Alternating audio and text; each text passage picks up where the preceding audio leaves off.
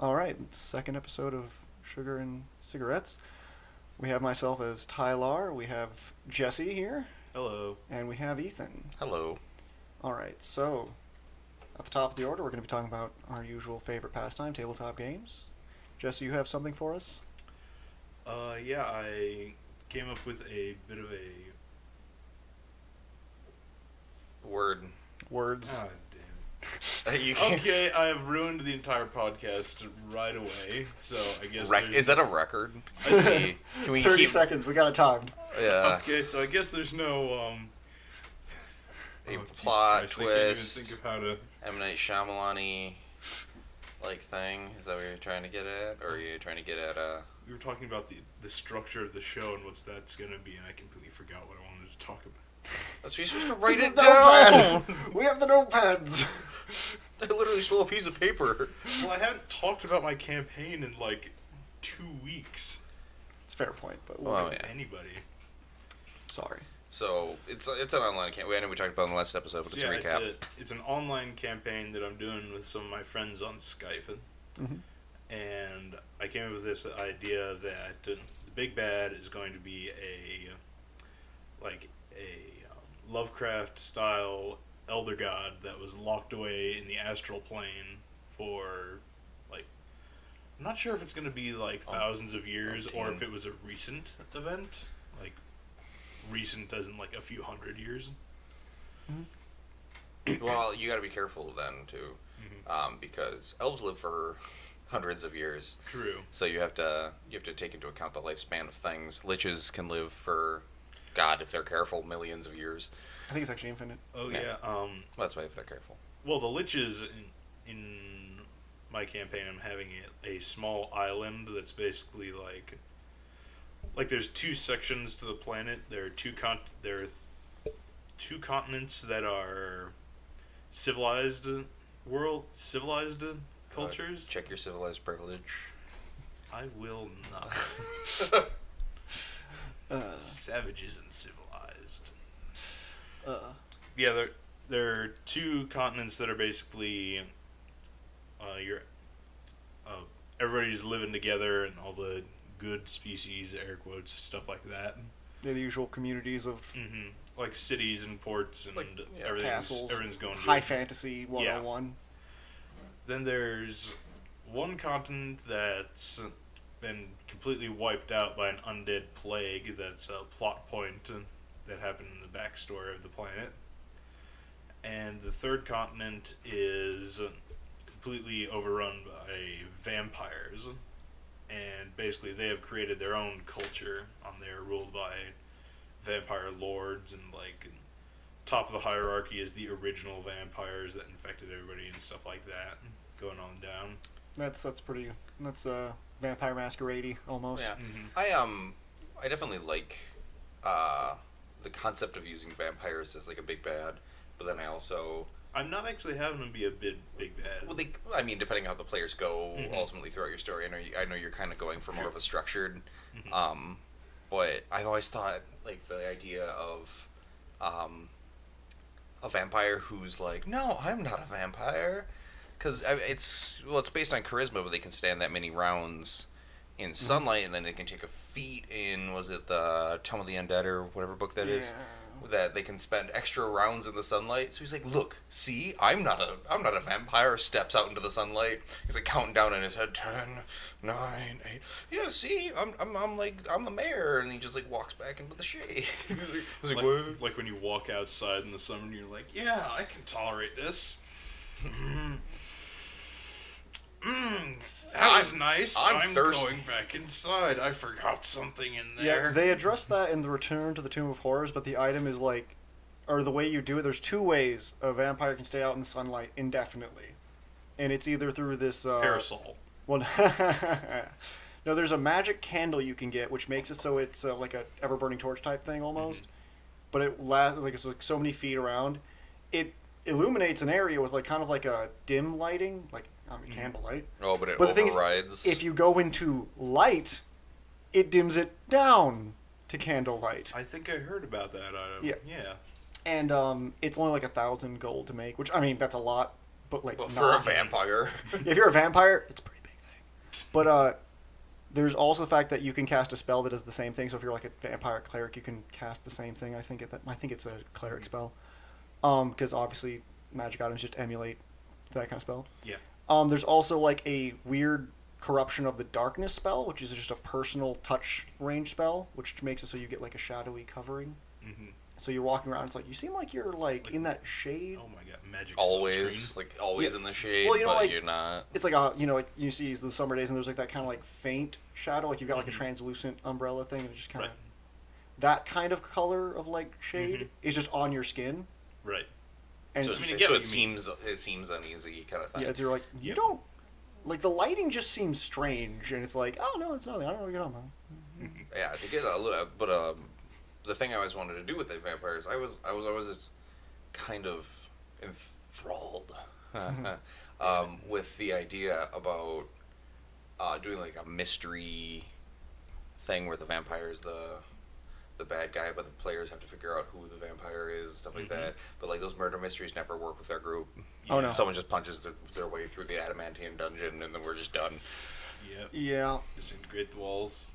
Number one problem with our own group is we are too competent until we become incompetent. We purposely incompetent ourselves. We purposely become incompetent because. Yeah, I do it on purpose. Okay, you threw a torch at a cauldron to put out the water. I think that was intentional.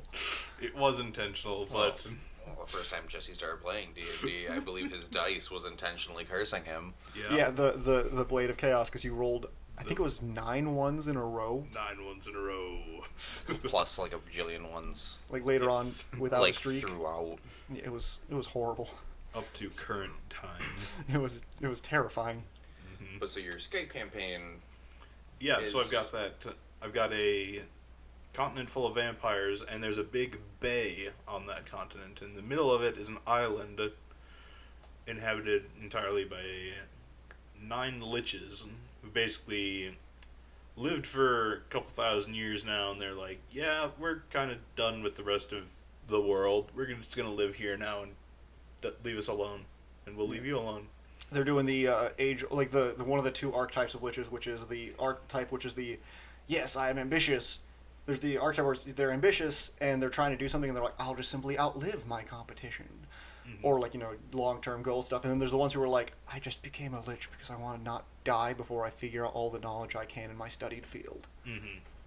I was thinking of having most of them be like they independently became liches, and then through happenstance and different circumstances, they were all like, yes, I'm evil, and I'm going to do all the things that I always wanted to do because I'm immortal now. And eventually, after like 1,000 years, they became bored of being evil. So I just enjoy the idea of lich. It doesn't really make sense to me that a lich would stay the same throughout their existence. Like, I feel like they would shift back and forth, and their personalities would change and stuff. I think the reason why in D&D, like the classical stuff, the reason why they excuse like the lich who has been the same mentality, like Asarak and stuff like that, is because almost every necromancer or someone of evil like type thing or like orientation that's trying to become a lich only gets to be a lich because like usually the process is unknown by most, and it's like difficult to do, and it's apparently like super painful and like yada yada.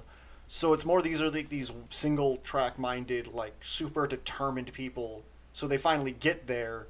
It's kind of like the rich person who you're like, why can't you just give out money? Like, why can't you be more generous? But it's like, since they got to that point because they were so determined on one thing, that's their very personality down to a T, is that one thing.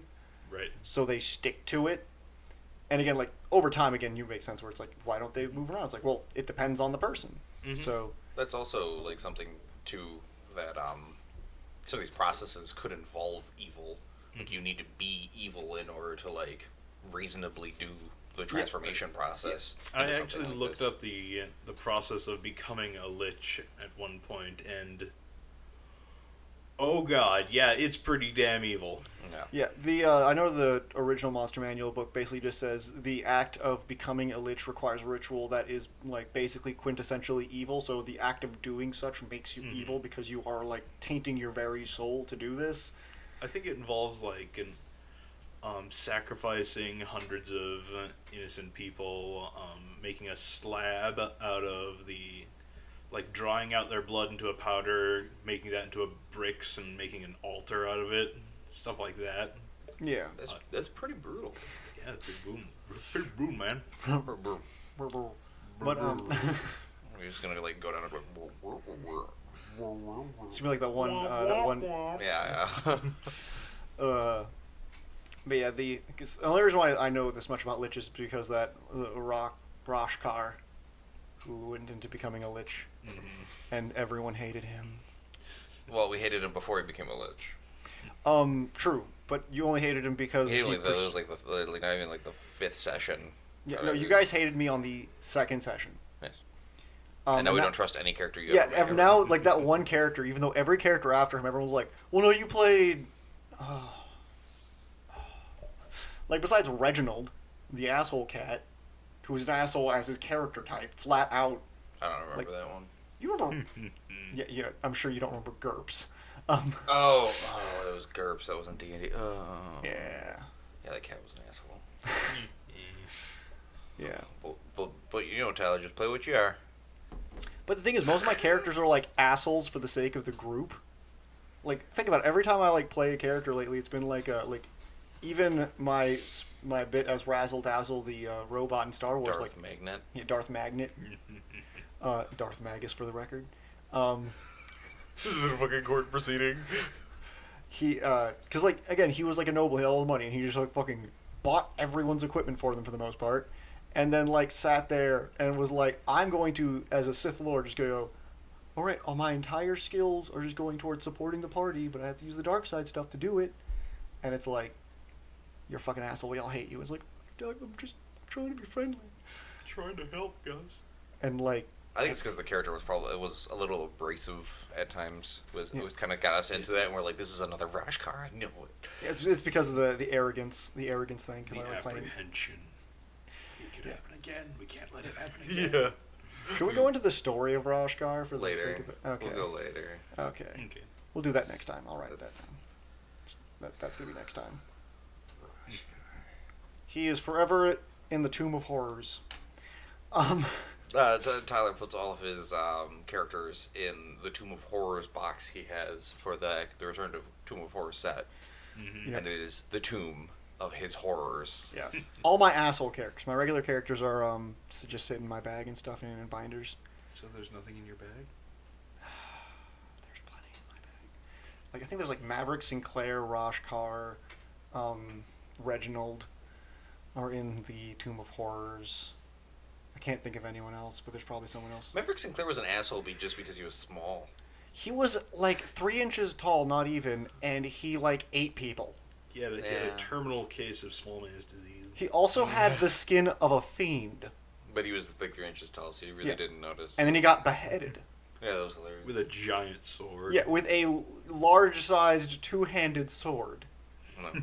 This was an epic level campaign. 30th level campaign. Yeah, 30th level campaign. Well, we got to 30th level. We were at 30th level at the end there, and we all got wrecked. I never even seen 30th level.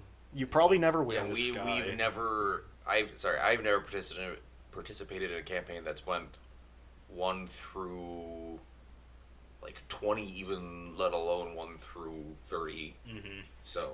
Yeah. We started, like, at... level 20. Well, like 21? We started epic, I thought. We started level 20 because the first combat was against a weakened version of the lady who got us in the Skyrim campaign. Mm-hmm. She was blinded and stuff, and we wrecked her face. Oh, yeah. And that was the start of the epic level campaign. And from that, we got to level 21. And then we went through, like, every session, we'd fight 1 to 2 boss fights, like just the boss fights, Shadow of the Colossus style. Mm-hmm. And then would level up for the next session and so on and so forth until we were level 30. And we were supposed to fight the big bad of the whole thing, which was Zach's magnum opus of 3.5. Which is the cleric that instantly kills you. Which, honestly, no, I think the Magnus Opus is the guy who can throw everybody like a mile into the air in the entire city, unless there's a door in between. The problem is he has to use like a consumable item or something like that to work that. Okay. Like it's kind of like a one-off type thing. Like it's Magnum Opus for like player combat. Yeah.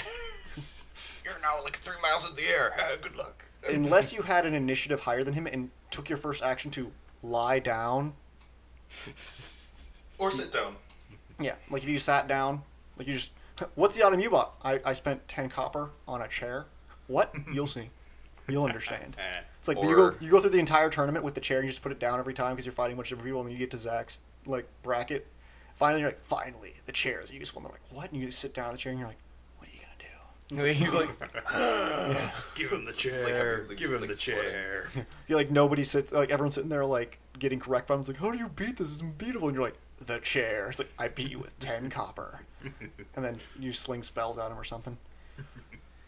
It's a good time. I mean, I would enjoy seeing something like that. Just a wizard goes out into the battlefield, puts out a folding chair, and just sits there with some iced tea or something, and slings spells all over the place. The problem is if you're fighting against the anti-magic field grappler barbarian, you kind of have a bad time. Yeah. Like your only hope. How often are you gonna run into that guy? More depends on often who than you're. not. Yeah. Depends on who you're playing against. Yeah. Because the only way that I could feasibly see a person beating that build is somebody who's playing another brawler who focuses with like a light weapon or something that can kill the barbarian without the use of magic, which is difficult.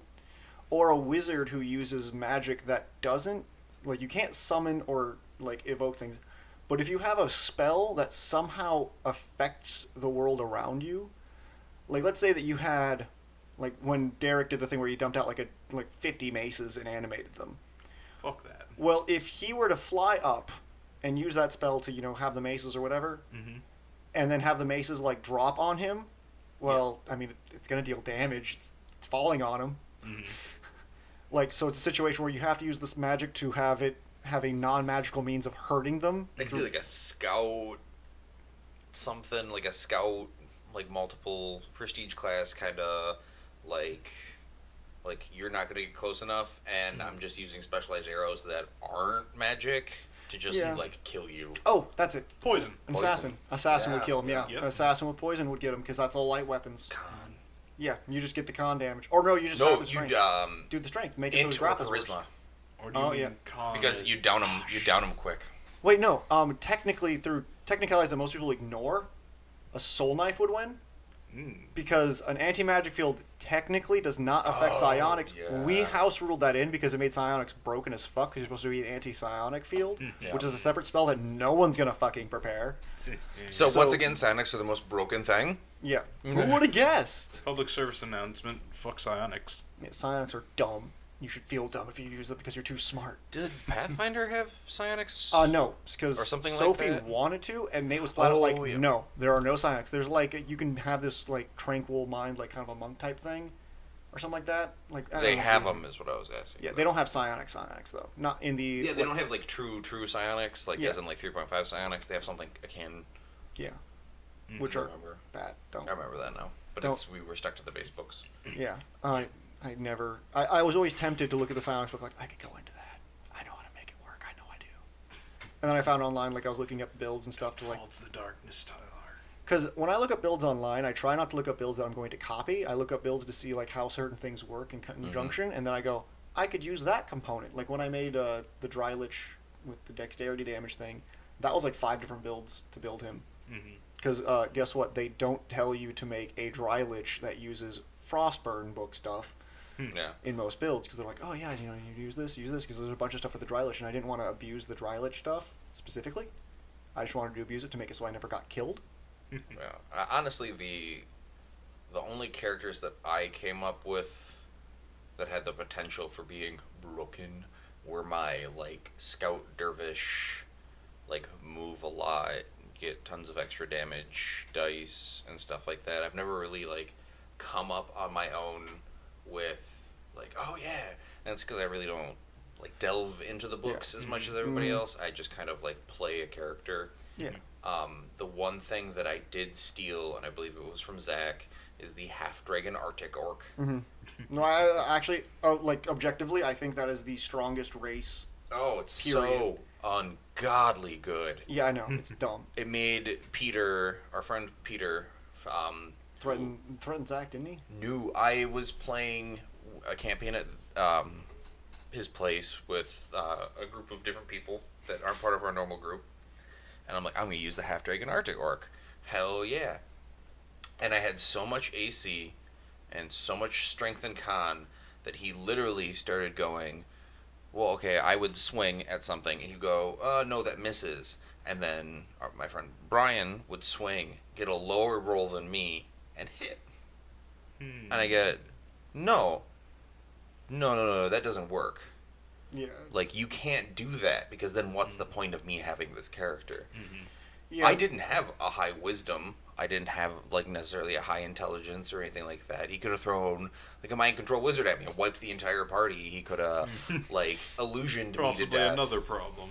Like, he could have countered me, but instead he just specifically, like, soft-capped me. Well, it's because there's a lot of people that don't pay attention to, like, there's a huge fuck ton of spells in necromancy and illusion and conjuration and stuff that are crowd control that no one pays attention to.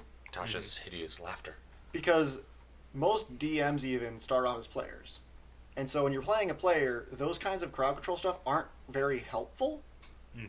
Because you're dealing with, like, large groups or a single guy that's going to have such good saves in order for it to be a proper challenge rating. He's going to make any saving throw he's got to make against you for the most part. Yeah, when you're playing a player, you want Damage. you want to select those few spells that you know will kind of always be useful, depending on what you're playing, obviously. Like, a wizard would choose specific spells that are always going to kind of be useful. A sorcerer doesn't have that limitations because he's higher class than the rest of you. But Fuck war mages. I love war mages. I played a pixie war Pixie mage. War Mage, yeah. That was stupid. It wasn't necessarily good, but it was fun. And you brought it back for the player battles and you tried to fight Blorp, my fuck you troll, who just had spent all his money on fire resistant and acid resist rings. And then, like, I think we reached... No, I We beat should you. draw, I thought. No, we would have, but then I remembered as a troll I had scent. Yeah. And I had a higher con than you, so I wouldn't sleep for longer. So I would prowl around So it and was sniff you out. Literally, the game was determined that it was like, yeah, basically you're going to pass out eventually and he's just going to eat you. Yeah. Because I will smell you. I will comb this place repeatedly until I smell your invisible ass out and devour you. Yeah, because my whole shtick was I was going to be greater invisibility, flying with stealth, using stealth rolls to make it so you can't hear me, and then just like, oh, an acid orb would just fucking like come in and wreck your shit, and then I would like fly away. Yeah. And then like a fire orb would come in and wreck your shit, and I'd fly away. Yeah. But I fought the fucking troll of like, I have 2 wings, that's it. Yeah, I didn't even have weapons. I was just using claws. My base weapons, which are useless. But the whole point was that I could just sit there for, like, ever and regen and resist fire and acid, which were my only weaknesses. But what was I getting onto? Fuck, I forgot where we started off before we got to the blurb thing. Was, oh yeah, war mages are shit. And then you're saying sorcerer stuff with the picking out specifically. Oh yeah, okay, so it's, the thing about the spells, though, so DMs don't utilize the crowd control spells when those are extremely useful against parties, especially when you have a problematic, like, barbarian or something. It's like, oh, well, I'm just going to give them, like, you know... Emotions. Calm emotions, or, like, that's another thing, like glitter dust, calm emotions. Those are spells that no one ever gets because it's like, who cares? Unless you're the bard, in which case you're like, if you're like a phone-it-in bard who's not that good at, you know, spell casting per se, you're like, calm emotions, why not? Because, you know, alright, combat's over. Well, yeah, and that's like, so you don't get these. So, it's a shame that nobody gets these spells. Unless you're bad bard. Yeah. Well, that was Nate. He was playing with his online campaign, and he's like, yeah, glitter dust has been like my mainstay since like the start. Like, oh yeah, they throw an invisible enemy, and they're like, pocket sand. Oh, I can see them now. Like another invisible enemy, pocket sand. Like I was over at his house, right as he was finishing up one of their sessions, and they were. Like, this person, like, drank a potion and turned invisible, and he's like, okay, I cast glitter dust on the ladder, because I know they're going to be climbing it, and it's, you know, it's an area, whatever, and so the DM's like, no, it doesn't work like that, and he's like, no, it works like that. It covers them in glitter, gives them an outline, you know where they are, and you can hit them. He's like, no, you're going to still have to roll percent to hit, you know, because they're invisible. He's like, no, it doesn't work like that. No, glitter dust's specific purpose is finding invisible people. Yeah. It makes you, for all intents and purposes, visible. Unless it is raining. Yeah. It's raining or there's a very strong wind, I guess. Yeah.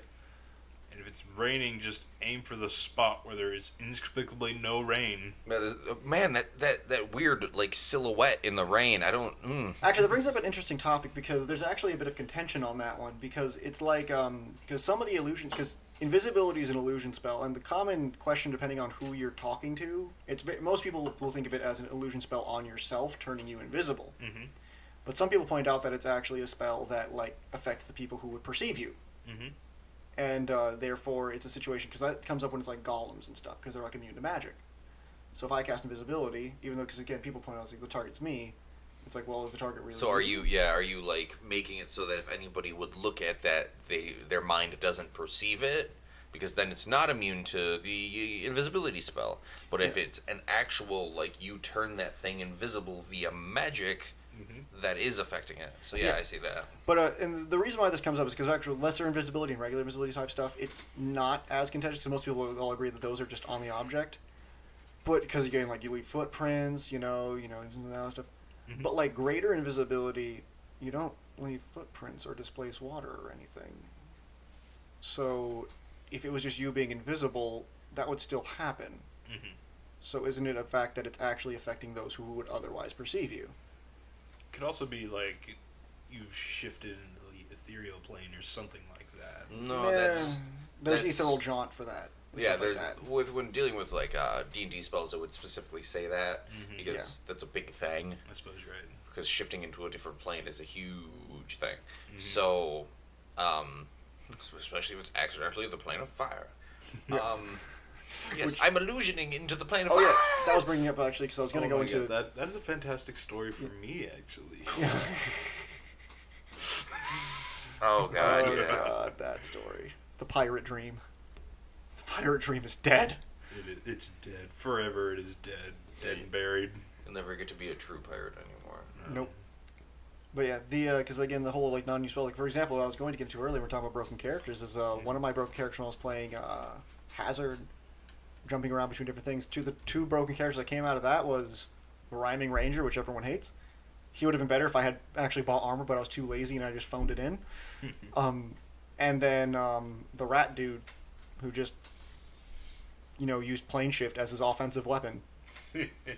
I remember. Oh, just goodbye. Yeah, literally ran. It's like because we were fighting like orcs and like orcs and big giants. Trolls. Yeah, we hadn't fought giants yet. That's the whole thing. We went below deck, and there was a giant. And it was a big deal because there was a giant and like 4 trolls, or not trolls. They were 4 ogres. Yes. Yeah. And there was a giant and like 4 ogres, and we got down there and we were like fuck, and like Nate was at this time carrying the team as a vampire, so he was like I'll take the giant, and I was like nah, I got him. And I walked up and I was like boop, and he just went into the plane of fire, and I was like yeah, make a will save against my ridiculous DC because I focused on this. And my main class, do you remember what it was for that character? I do not. Wayfarer Guide. Oh, yeah. Oh, goodness. The class that no one takes because it's pretty much useless. It is. It's totally not. It just makes it you have more distance or like more accuracy with your teleportation spells and you can teleport more people. Mm-hmm. So the entire character was based around teleportation. Mm-hmm. And then I noticed Planar Shift was an offensive spell as well as defensive. And that's when I went like, oh, I can get like 6 charges of this. You just went Kuma on them. Yeah, I just went like, where would you like to take vacation? Boop. And now you're there. And it was great because Nate was surprised, like, you can't use that as offensive. I'm like, actually, when you said that, it piqued my interest. And I looked. And it can be used offensively. And this is a dastardly spell. Because it has like those, like one of those like caveats like against that person's will, which means that it can be used on anybody. Because like if your friend walks up to you and it's like, hey, I'm going to teleport you somewhere, like, no, I don't want to go there, and you go anyway. That's not kosher. So it's one of those asshole, you can use it on enemies, and it's a touch spell, and my movement speed I think was like 80 or 90 feet was my regular move speed. Stupid. Because I focused on nothing but move speed and like the DCs of my spells. And so I was just like running around as a crazy rat person going like boop, boop. It's like and then a bunch of heal spells. Including like healing grenades. Oh, that was the character I started off as a Sphinx, but then I lost that character, so I had to come back as something else. Yeah, you lost the character, which was only funny because at that point you fell off the side anyway, and then we just decided because the next session when we got back in, you're like, yeah, no, he drowned. Yeah. He drowned. He fell off the ship. When it was like 13th level, we were starting, because Zach was out of DMing for a while, so he's like, well, I don't really want to, like make a big campaign right now. I'm like, well, I've got some really bad modules from the hobby shop that you can try. And he's like, okay. And it started at 13th level, I do believe, and I'm like, Zach, give me a 13th level monster, like ECL monster that I can play as. And he gave me 3, and I'm like, I want to be the Sphinx. Yeah, and you got to be the Sphinx, and at that point I was the bro monk, which I'm still sad he never got to see combat because I pimped that thing out so hard. the Dragonborn Oh, bro yeah. monk. Yeah, you were there for the session, but then your character's caveat it was every session he changed characters. Yeah, and Zach had to give me, that's what Hazard was, is every session Zach had to give me a new class to play. He was like, use this class and this, or he would also add in the race. Like, he would be like, use these. Because he never see them, which is why he gave me Wayfarer Guide. He's like, make it work. And I'm like, I'll make it work. And it was horrible. Yeah. Yeah. I believe that I was a ghost, halfling ghost, I think. Yes. Yes, that was how you started that off. Yeah, it was Halfling Ghost. And you almost took care of business. I almost finished off that. Didn't you possess? That boat? No. I thought you did. I didn't manage to possess anyone. I just moved through the walls like, ha ha ha, 2-dimensional planes, who needs those? 3-dimensional movement. Who got killed by the death spell? That was me. That was the last. you? That was the last. Before I became the asshole, the last character type, which Jack didn't give me. It was like it was a sword on the wall, and then Yeah. like someone went up to touch it, and it's like, all right, make will saves. All right, Ethan passed. So and so passed. Tyler, oh, you died. No, it's how many hit points did you have? Oh, yeah, it because it goes was for the kill word. lowest. It was a kill spell or whatever thing, or was the kill? Isn't it power word? Oh, it's power word kill. It was one of those spells where it drains it drains a certain amount of health points from everybody in the area, and it like drains from one person and goes to another. Yeah, it's like, okay, so it starts at like 150 or something like that, and it goes to the first person, like, how many HP do you got? And it's like, well, I got 67. It's like, all right, we'll make a will save. Okay, you succeed. Okay, nothing's reduced. Do you have at least 150, or do you have less than 150 hit points? Like, yes. Okay, roll. Okay, well, you died. Well, you had 90 hit points, so now there's 60 hit points left, and now it looks for the nearest person with 60 or less hit points, so on and so forth until it runs out of range or runs out of hit points.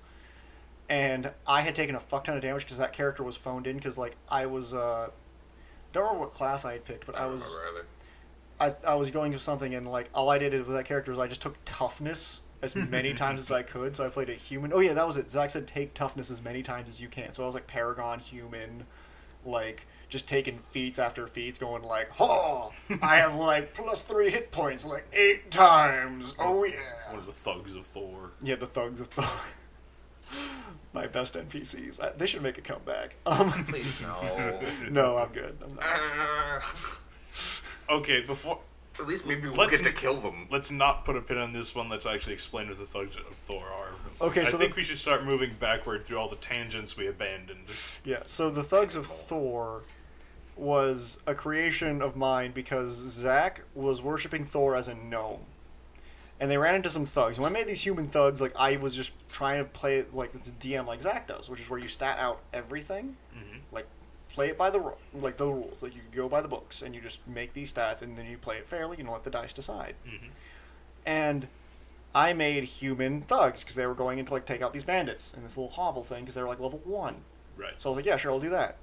And Zach was a gnome cleric wielding a hammer and a shield, and he was a cleric of Thor, and he was, like, super, like, praise Thor, like, convert or be dead type thing. And, like, he beat the shit out of these, like, 4, like, thugs, and, like, I think he was succeeding in, like, an intimidate check thing, when it was even, like, they were like, oh, and he was like, join Thor's ways type thing, and they're like, oh, okay. And they left. And they went back to town, they had to go to arena thing, and I was like, alright, so those 4 thugs you guys didn't kill, they came back. And now they're in the arena, and their team's called the Thugs of Thor. And they had a wooden shield, like a simple wooden shield, or the large, wooden shields. And they had, like, the fire, they were +1 with the fire crystal, like, resist, whatever, lesser, so it was, like, 5 fire resist, whatever. And then they had axes. And that's all the whole thing was, is they were just, like, axe and shield-wielding Thugs of Thor. And since I was really bad at making characters back then, since humans had extra feats, and, like, so I had to sit there and figure out 2 feats for all these different things. I'm like, fuck, what do I give them? And I'm like, fuck it, I'm just giving them toughness. They didn't even get improved toughness. They just got toughness. And so I'm like, toughness. It's like everyone they would fight would have like double toughness. So they're sitting there like fighting enemies that have like 19 hit points, and they're like, "We're level 1. What the fuck?" And so the Thugs of Thor in every campaign I've run since, except for the one we're currently in, have always made some sort of appearance, either in an arena or like just somewhere. And oddly enough, the campaign you're running right now is the one that's thematically appropriate for Thugs of Thor. Where it's Vikings, yeah. Yes. I'm actually really upset now that when you guys were at port trying to find a longship to join on for raiding, I didn't add the Thugs of Thor as being their own ship. Just the 4 of them, like, Thor, Thor, Thor, Thor. Just having a red long ship with a racing stripe on it. Yeah. Oh, God. With cans of mead. I'm sorry I failed you. I'm horrible. Cans? Like fucking, like cheap domestic mead? Yes. Like, I'm trying to think now. I'm imagining just like frat bros being like, Thor, Thor, No, that's Thor, basically what they Thor. were. Yeah, they were the Thugs of Thor, which they were supposed to be like bros. God. I'm a horrible GM. I missed that opportunity. Yeah. Yeah, Yeah, you did. What's done cannot be undone. At least you got the black chicken.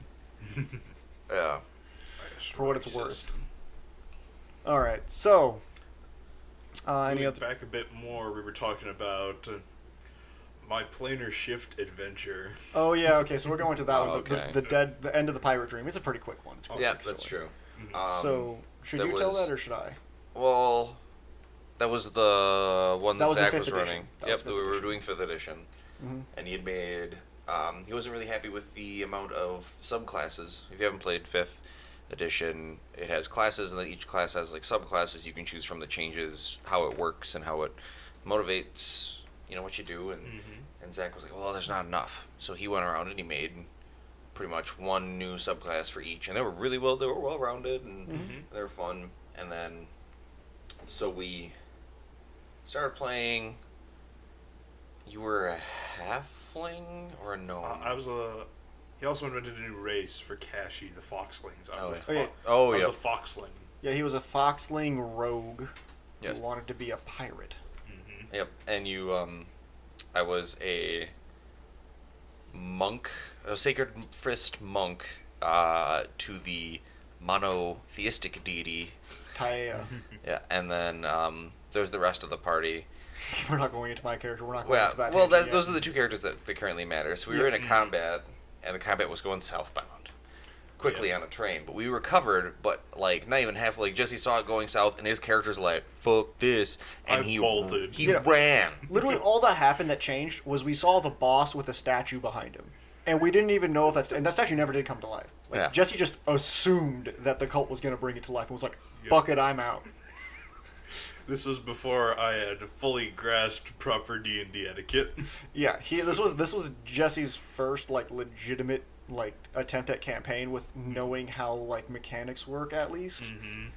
Because we were all new to 5th, yeah. kinda. Yeah. Yeah. And Jesse had been on our first escapades with 5th. Like, he was there from the beginning with us with 5th, but the first time he didn't, like, really know even when to roll the dice. Yeah. So, like, he was still learning the mechanics. And so, yeah, it was just... Yeah. So he runs, I bolted. I left them to die. and he was like, I "Well," thought I did anyway. and he's like, "Well, if they die, I can go start a new party." And we're like, "You little shit!" So we ultimately win the combat, and my monk is like, "Fuck that guy." So he starts chasing him down. And up to this point, my monk has not been vindictive. My monk has literally been the most pure and, like, well-meaned being in existence. And he chases Jesse down. And because Jesse's like a small creature, We're in an I catch open up. field. And it's like fucking, like, Seven Samurai, like, fucking, like, in 2 fields standing at opposite ends.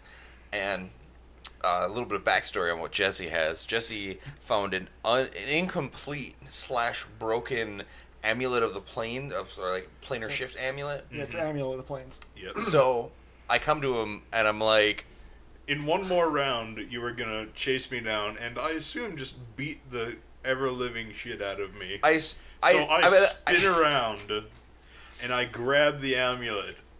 And I do believe I looked you in the eye as you approached, held it up, and activated it. Which, the effect of it being broken, because in the game, because we were playing the... That wasn't the model, that was Zach's thing. Zach had made it so that the amulet had a percentage chance of, like, failure or whatever, where you just get your, like, basically scattered to the My four winds. molecules are, like, teleported to the 4 corners of the multiverse. Yeah. So what ended up happening, though, is Jesse had... It worked, But the thing is, Jesse couldn't choose where, because of the amulet planes, you're supposed to choose where, or it's supposed to have a set destination type thing. And Jesse rolled and got the Wildlands, which he would have promptly died, being as we were like level like 4. No, we were 13. Yeah, we were level. No, we weren't level 13. No, we were level like 4, I think. Yeah, we were like. I would have promptly died, but I didn't immediately die like I would have in like plane of negative energy, plane of fire, plane of water, probably. Plane of air as well, because there's air isn't just breathable air. Mm-hmm. I landed on one of the few planes where I had a moment to gather your senses before you died. Gather my senses and curse Ethan before I died horribly. The thing is, in the Wildlands, I think the issue with the Wildlands is there's a lot of really strong creatures everywhere. Mm-hmm. Also, that's the same plane, I think, as the Spire. It is. No. So, like, Jesse technically had a chance of survival if he could get to the only structure that you could see from anywhere and, like, get to it. But even there, like, at the Spire, there's people who are, like, potentially going to kill you anyway. Mm-hmm. So there's a very small chance that my character is still out there. Jesse has that same, like, the bad guy who fell off the cliff and no one saw the body chance of survival. But then in the next campaign, Jesse got a boat or something like that, and Tyler's like, "Hey, Jesse, you can fulfill your dream of being a pirate." And Jesse's like, "Nah." No. What happened was he got the boat thing, and I was like, Jesse, it was like, we can go out and be pirates. Actually, you said we can go out and be pirates, and then you were like, Jesse, haven't you ever had a dream of being a pirate? And he said, once. Yeah. And we were all like, oh. And that's what happened with Jesse's pirate dream, and why it will never come to pass. Fantastic. Vikings don't count as pirates. Yeah, Vikings don't count as pirates. They're not quite the same. Not quite the same. We haven't attacked another ship yet, anyway. Yeah. Well, you guys have only gotten one raid in. Yeah. And next raid will be fun. And so will the raid after that. And the raid after that. The rabbit hole gets deeper.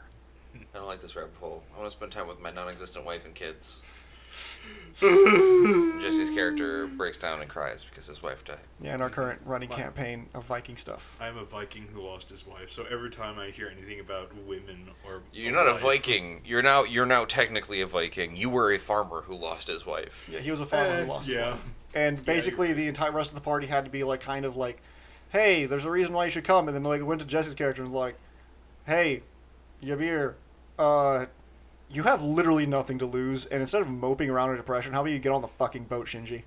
I can also cook and like keep them all from starving. Yeah, like you're the only one. Screw you, man! I've got dried jerky. Yeah, like they can feed themselves feasibly, but like you're kind of like they can't make brine stew. Yes. Brine stew. Brine stew. Air quotes. All right, one moment, and we will be back. All right, we're back, and now we have finished the tabletop segment. We are now going to move on to video games. What? Yeah, and again, it is me, Tyler, and we got Jesse. Hello. And Ethan. We're back. So.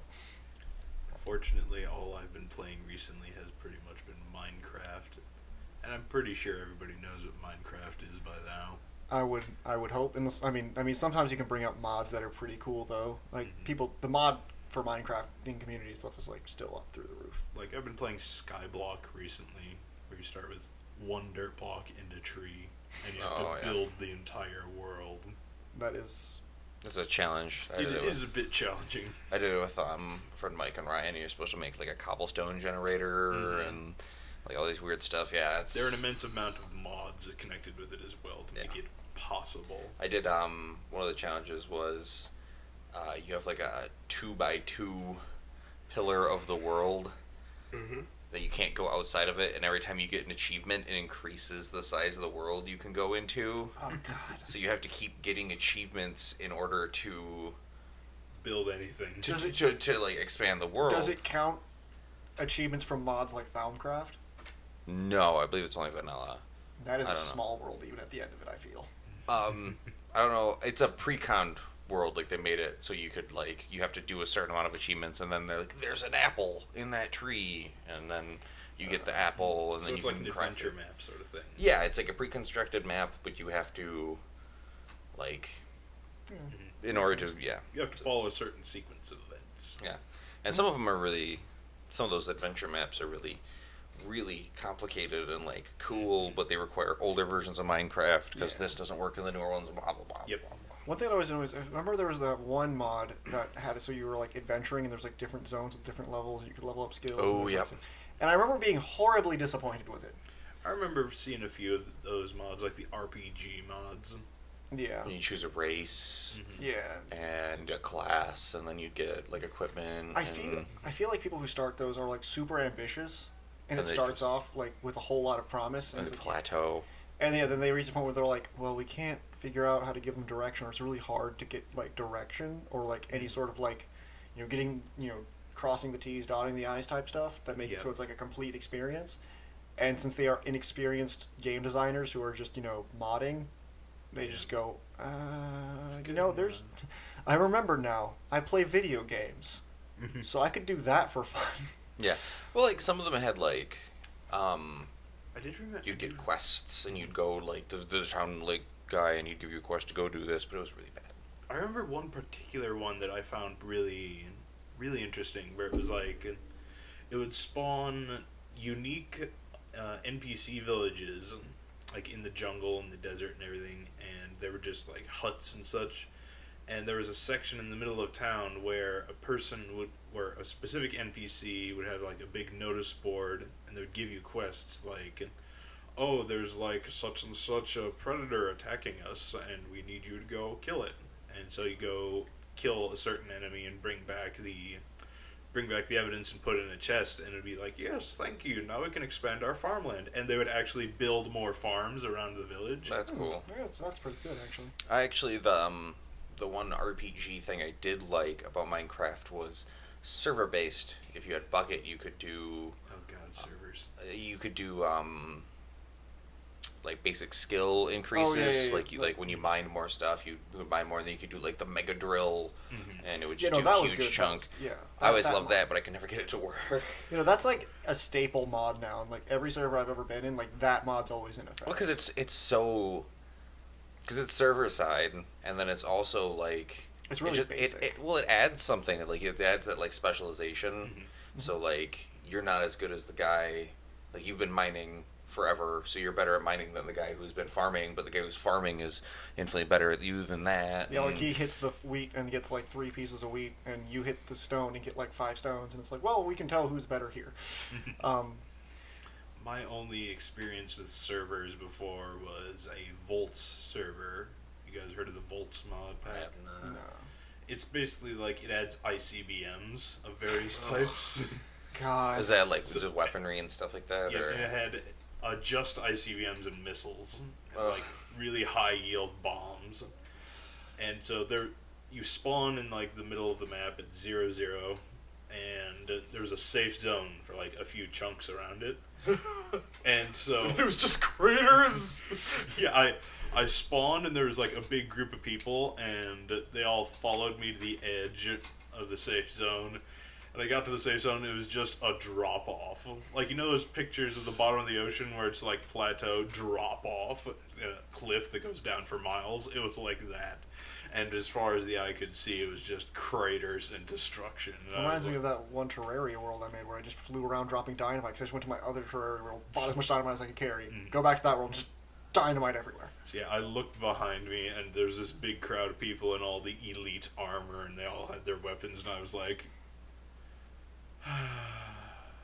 Go to a different just like spread my arms out and just jump. Yeah. I was dead before I hit the ground. Yeah, I like certain mods. I mean, I'd always play mod packs with my friends Mike and Ryan. We'd always like download like the big meaty like system hogging. It sounds Minecraft. Oh, it shouldn't hog your system when you're playing with all these things running. Also, like with such 50 mods. and that's where Minecraft's code is so like It's got holes. It's got a lot of it's holes. Really fucked up. And then it's like you have to edit a setting so it can use more memory. The server can use more memory and do all this stuff. And The word I was thinking was unoptimized. The code is Yeah. unoptimized. so, like when you're playing with a bajillion mods, it's incredibly like cumbersome. So I'm like, screw this. I'm gonna make my own mod pack. So I found all the mods that I liked and my friends liked, like Industrial Craft, Thaumcraft, like got all these mods together, and then like some little extra ones here and there, like fluff ones or ones that kind of like rounded them out, or Mo creatures and stuff like that. yeah, and then built my own mod pack, and then it would be like, oh well, no, what about this cool mod? We should add that, and then I could just add it in, edit everything over, and like because it added, it didn't take away, so you could just use it in the same server. So I like that. That was fun. Yeah. But yeah, so Jesse only has played Minecraft recently. Yeah, so Next that week, was my bit. next time we record, you might have Rain World.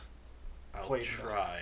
I bought it and I played like 15 minutes of it. I and I'm played like, 5 minutes of it. The control scheme for that game is Difficult.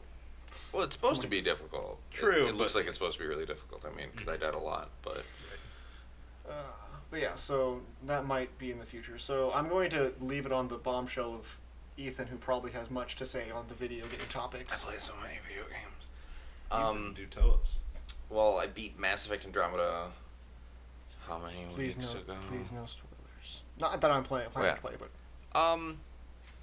I beat it and it's good. It's like people who were expecting Mass Effect 4 are gonna be disappointed because it's Mass Effect 2 number 1. Like the second Mass Effect series first entry kind of thing. So it's setting up literally a new galaxy. I feel like they wasted, because when they built Mass Effect, the first trilogy, they put all this time and effort into building the backstories of each race and all this and all that, and then for this one they're like, well, we still want all of them because all the players still like them and we still like them, but fuck everything that they had. They're now here. yeah.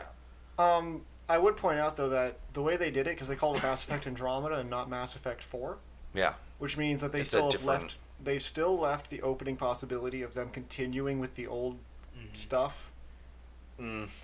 Again, like they tied up loose ends with Mass Effect 3, but it's EA. Yeah. If they see money, they're gonna do it. They see green. Yeah. So I feel like they'd get more like, oh, you're gonna fuck it up, rather than like, yay, I get to play like someone close to Shepard okay, again. but how many times has like think about the Warcraft movie?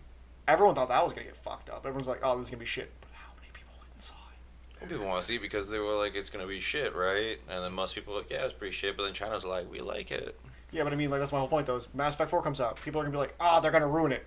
But I'm still gonna buy it, so I complain about how they've ruined it. I know that's the thing. So they're gonna see money, and EA's gonna do it, and they're gonna do what they do to every other IP they take over. They're gonna run it right into the ground.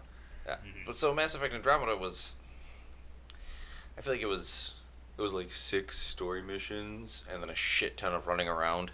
Yeah. Also, I'd like to point out that it dawns on me that it feels like a vanity project because it's just MEA.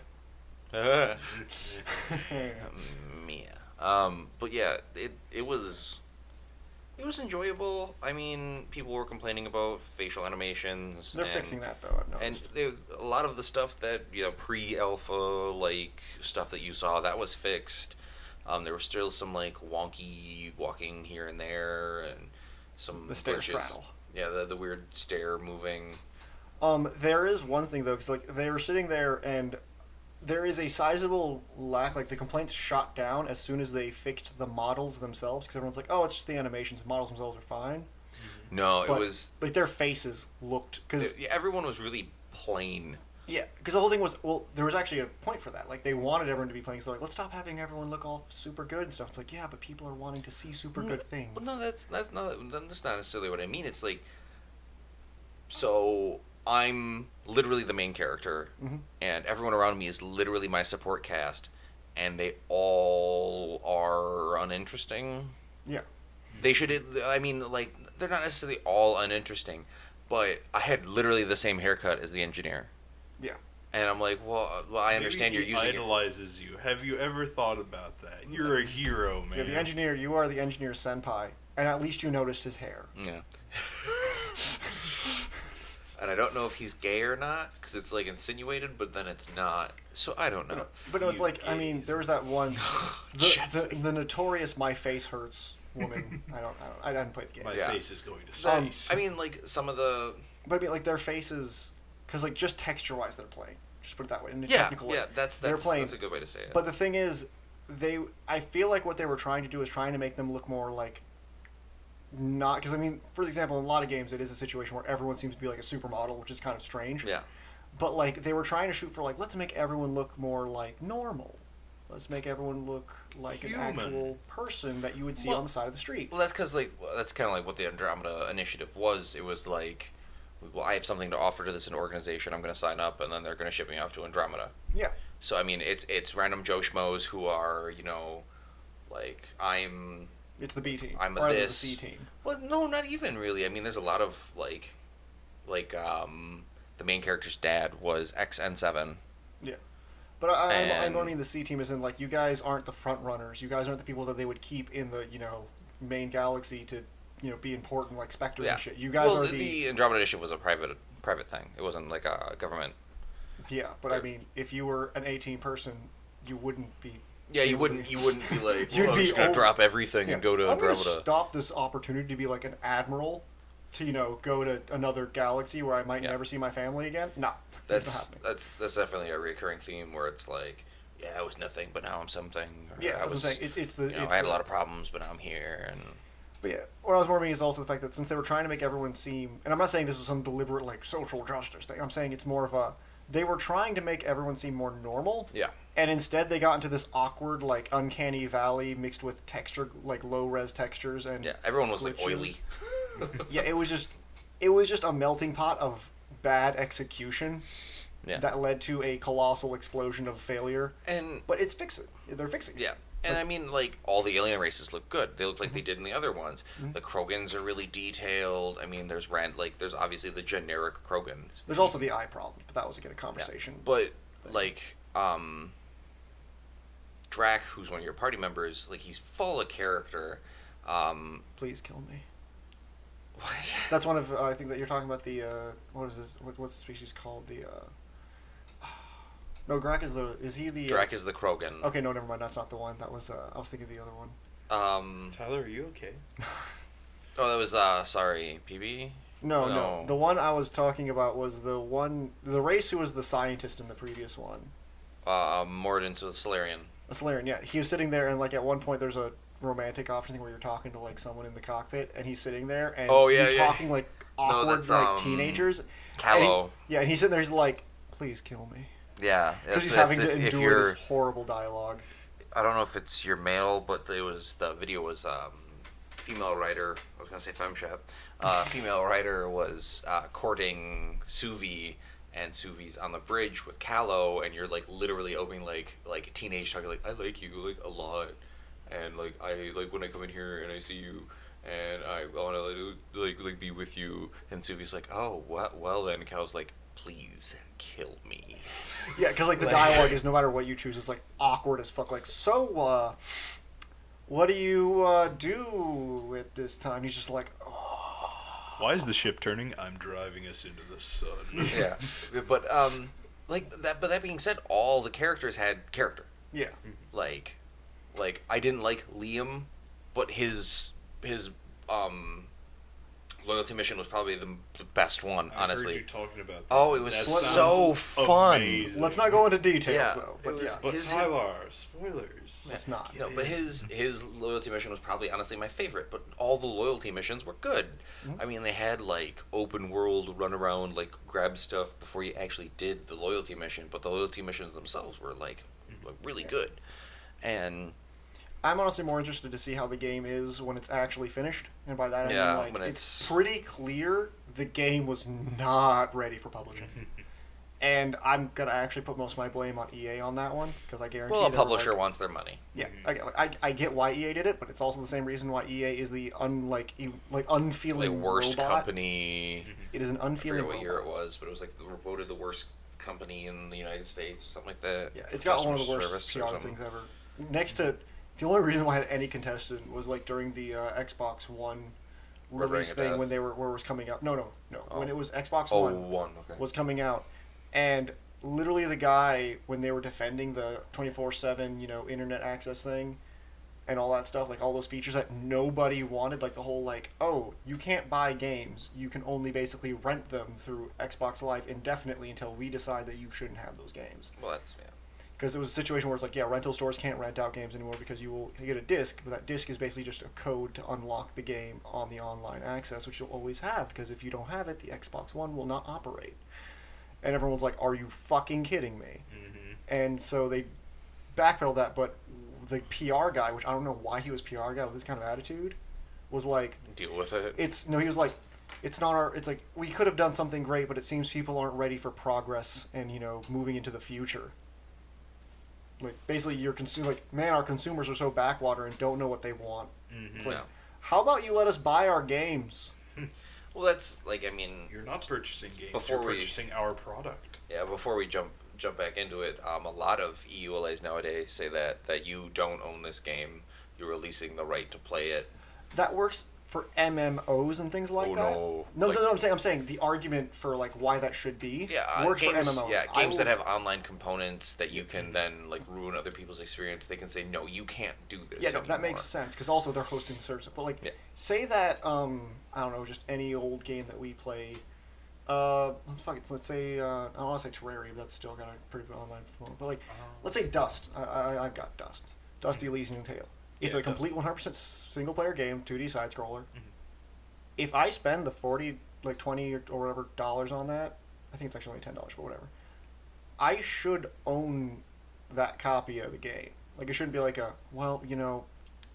we don't think you should. So we're keeping your money, and we're taking it from you. It's that new legalese added in that every company's doing now to like protect their asses. Yeah, it just bothers me. Like, again, like I completely was okay with it for MMOs specifically, or games that are like heavy server intensive, where it's like we are operating this game and we are letting you in. It is much like going to like a hobby shop for like a D&D session, where like they used to charge. I don't know if they do that Behave anymore. yourself. Yeah, it's like you're paying because we are renting out the space to you so you might enjoy it, and by you paying us, we stay open and you have a place to play. Like, that makes sense to me. Yeah, but we can kick you out if you're being If you're making rude or if you're making it so other people don't want to be here, and therefore they're not paying to come in here, and therefore we're not staying open. So, but like a game that's just once they're done and it's published, it's just kind of hands off. It's like, well, like I should be allowed to play Crash Bandicoot whenever I damn well please once I buy the CD. yeah. So. But yeah, like but going back to Mass Effect Andromeda, like it was. I was pleased with it. There was a lot of things that I wish could be different. That the powers, you can only have 3 of them. There was like profiles, but I never switched because whatever. No one ever uses multiple profile sets. Nick was talking about it. There's like certain things you could do with it, and it was cool. But I'm like, wow, man. It always feels horribly unnecessary. Yeah, and definitely the climax of that game, like the last mission, felt amazing, and it really kind of made it worth it. I want to ask a question, but it'll be spoilery. So. I mean, it was good. It was cool. There was tons of stuff going on. It was really badass, and then you pushed the big bad endgame guy, and you do the thing, and then you win. And flip some levers, push some buttons, win. Yeah. Press B to win. By the way, I'm talking about controller, not an actual event, because I have not played the game nor seen the ending, so I don't know if you actually push buttons or pull levers. So don't say anything on that, Ethan, either. Well, you do operate doors. Oh, goddamn. You've ruined it. Man, it didn't take place in the Outback. You operate at least one door. You've revealed the big main boss. Doom The door. The Doom door. Yeah, That's the end. It's like, we can't open the door. Like, oh, you get in there, like all the bad guys are dead. You're like, oh. I mean, that was pretty much the final, like that's usually the climax of every Left 4 Dead game I've ever played is, the door! Get the door! Anyway, But yeah, so I definitely feel like Mass Effect Andromeda is off to a rocky technical start, but it's off to like an okay/good like setup start for the next parts of the story. Because I feel like you have to realize that it is not in itself alone. There will be follow-ups. So you have to look at it and say, I'm setting up everything in this game. All my choices will then come to fruition in the next games. So like you haven't seen those payoffs. Yeah. But I will point out though that I am enjoying the fact, or I'm happy that like the blowback, as much as everyone like got really pissed. I'm not talking about like harassment type stuff. Obviously, I'm not pro that. But I mean like the calling out the problem, like with the what the fuck is this textures, like why, like that needs to exist. Because if it didn't, say next time around, like maybe this time it was Yeah, worth if everybody just went okay, yeah, then it wouldn't have been it wouldn't have been fixed. They wouldn't have addressed the issue. They wouldn't be addressing the issues with the game. But as BioWare/EA has even said, like keep them going, like keep telling us things. Yeah. So that's cool. And they're also using the new Frostbite engine that they use in the Battlefield games. But the thing is, I think so that was it's the same engine different. as Witcher, isn't it? No, Witcher is a different company. No, I know, but I'm saying I think they still used the same. I don't believe so. What was the other game? Because I know there was a second game that used the Frost. It wasn't. Did 3? I don't know. No, 3 didn't. No, 3 used the Unreal Engine, like every other game in that fucking Okay, yeah. time.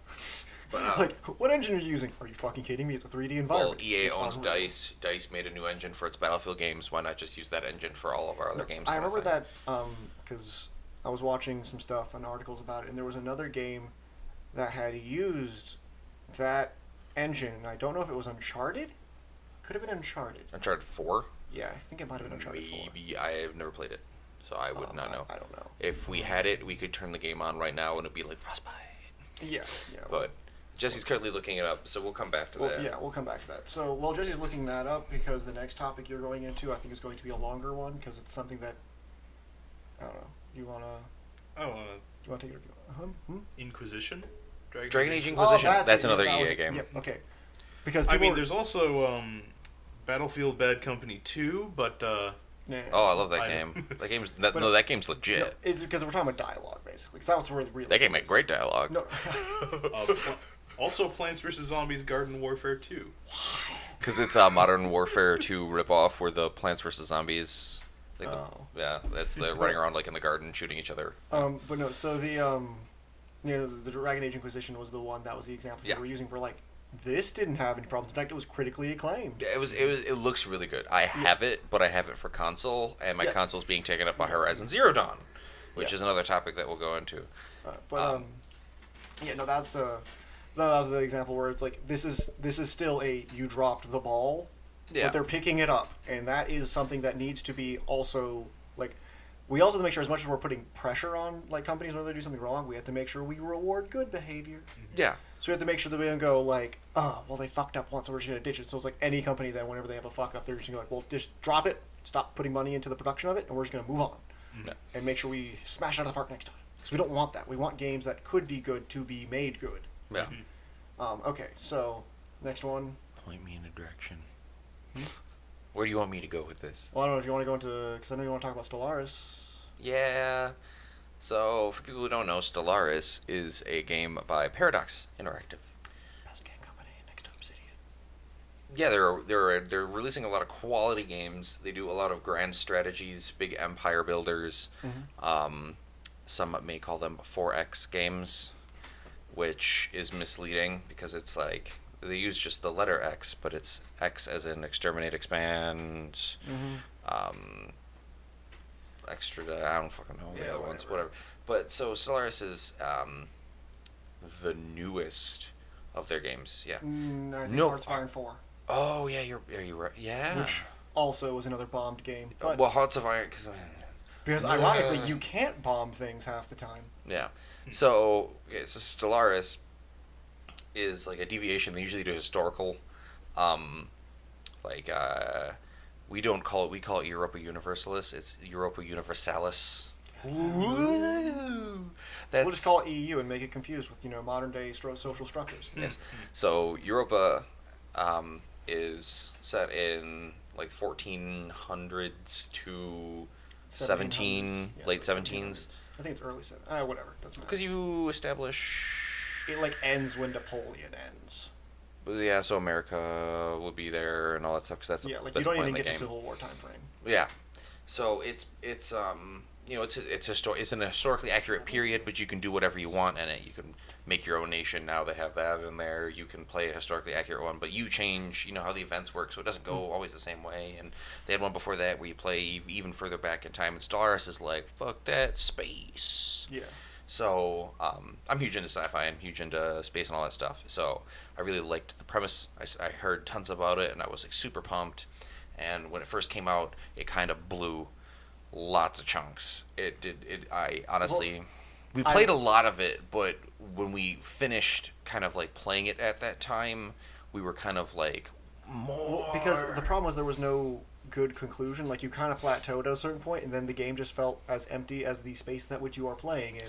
Yeah, like there's a lot of early game, and there's a good chunk of mid game, but once you hit this like power cap, like it's not necessarily a power cap, but you hit this like upper limit on your power that you become like an unstoppable force. Well, yeah, it gets to a point where like you can only. And there's no more things to research, and there's no more things to do. Yeah. You just continue to conquer. And you eventually hit a plateau where you just go rampant expansion. Yeah. And it's just insane. Where like usually games have like some point of contention where it's like you get to the late game and like some people are still getting like edges in certain areas, like they're spending their resources in certain ways. But once you get to that plateau, it is literally just copy paste, copy paste, copy paste. Yeah, all the research goes away and it becomes just do this same research that pops up every get however like many 5% bonus to this stat to your ships. Yay! Oh boy, 5% So, on top of the other 500%. Yeah, and it's not. I think it's like additive. It's not even. Yeah, quantitative it's or so whatever. it's like you get 5% of the the beginning, the base. The base. Yeah. Oh god. Even better. but so they just released a DLC, $20, but it changed a lot, and I like how they do DLC Paradox, where a lot of the content is free, but if you want that cool stuff, you have to buy it. So they redid a lot of it. Factions work now. Factions before just kind of existed, and you didn't know why they existed, what they did. Yeah. Factions now have goals they want you as the leader to accomplish, and then they get happier. And then when you have population, like you have, citizens, and when they'll join factions, and if that faction is pleased, they also get more happiness. They can also give you the influence is a resource, and when that faction's happy, it can give you more influence. Blah blah blah. Yeah. They added mega structures, which is everything I've ever wanted in my entire life. You can build Dyson spheres, you can build giant space habitats, you can build ring worlds, and that's just a baller. I literally I was playing a game with Nate, and I stayed up way too late playing it. But I'm like, I really just want to cheat just so I can get ring worlds and like Dyson spheres. He's like, don't, because you're gonna ruin it then when you finally get there legit. And I'm like, oh, but I wanna. Like, Everybody loves a Dyson sphere. I had a fight with that recently with the game I've been playing, but we'll get to that later. yeah, but so like it. I feel like it also rounds out a lot of the minor problems that we had with the game, where like the AI could be really stupid or the AI could be really, belligerent. I feel like the AI gets rounded out a lot. Or have unreasonable forces that make no sense for the size of their civilization compared to the three-way alliance that is fighting them. Yeah, or I also got the Leviathans DLC because it was on sale, and that's scary. You're just exploring, and it's like, this is one of the problems with the Leviathan DLC. My science ship enters, and it's like you get like game pauses, and it's like this huge problem. Oh, there's this big beast that's like half into our world. Not even a portion of it is into our world. It's just like its head and its arms. It's like through this giant like ethereal portal. It's like we need to like close it before it comes through. Like our readings show that it's like immense beyond proportions, coming from a different dimension. My science ship's like, that's not an enemy. I'm going to research this system. Ah! And it's like, he was max level, and I really wanted him. Please don't do that. Like, Leviathans, I guess, don't count as enemies for them for some reason.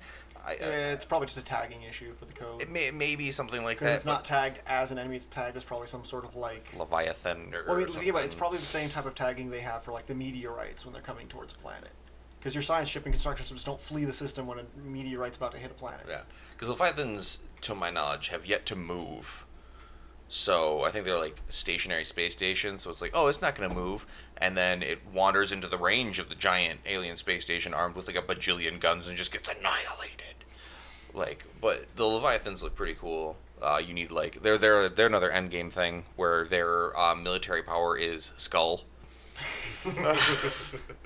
Okay.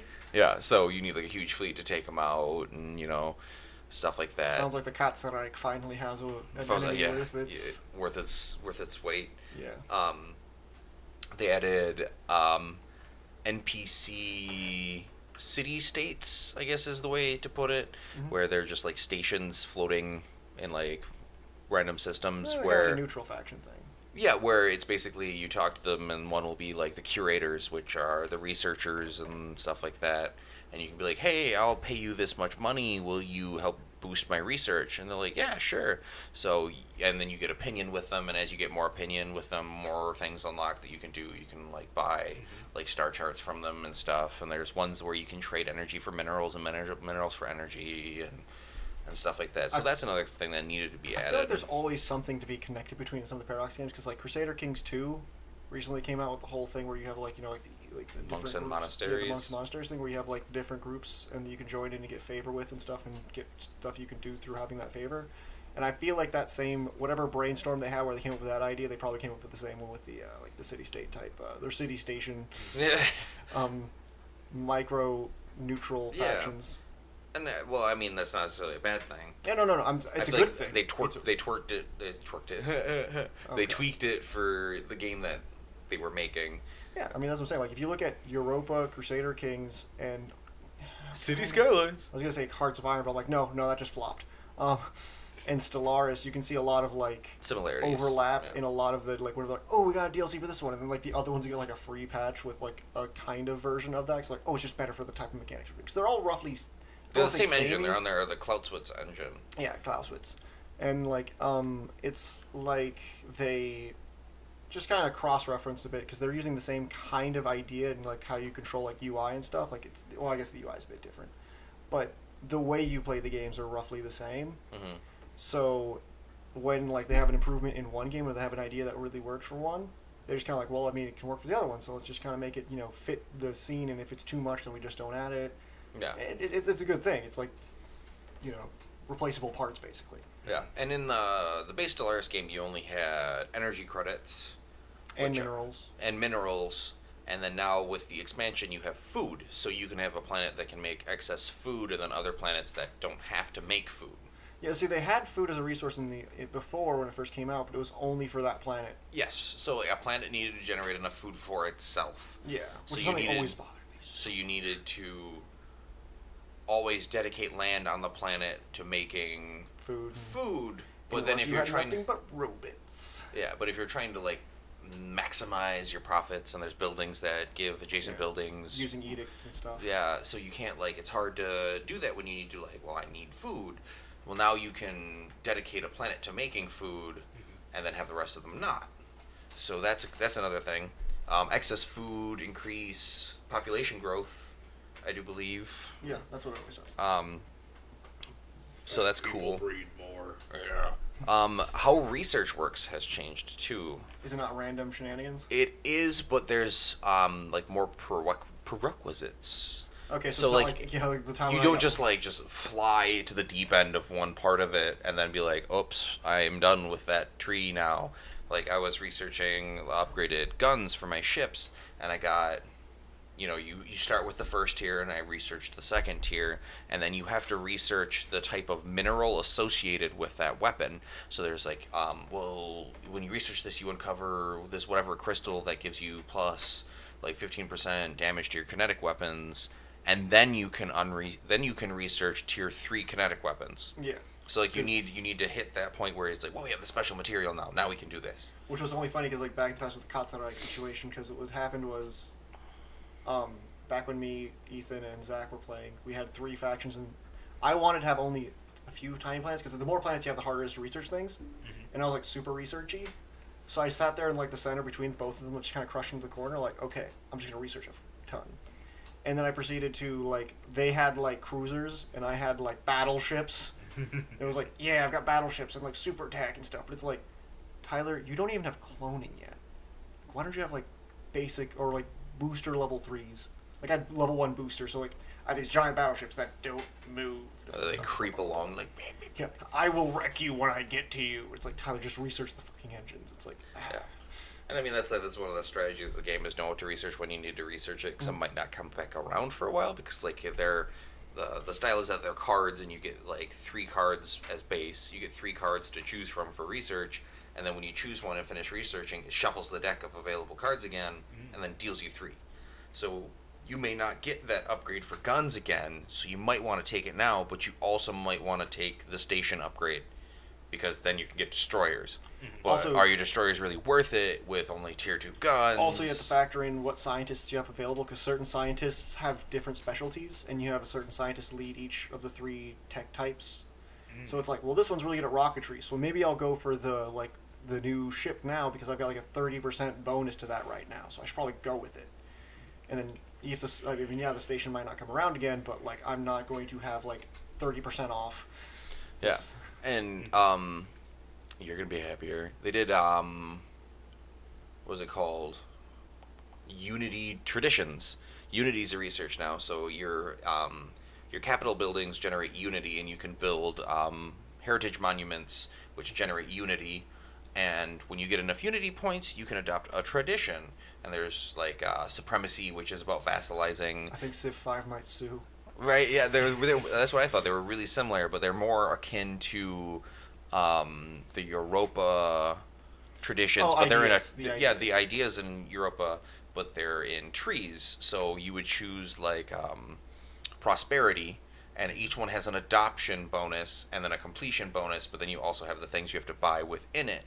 And then when you fully purchase a tradition tree, which is only like 8 points, including the one, or it's about 7 points. The points are a little arbitrary right now because we haven't played the game. Well, so when you finish with the points, you unlock an Ascension perk, which are these like big bonuses you can get, and you're gonna love this. Like fucking boom, massive research bonus. Like it's huge.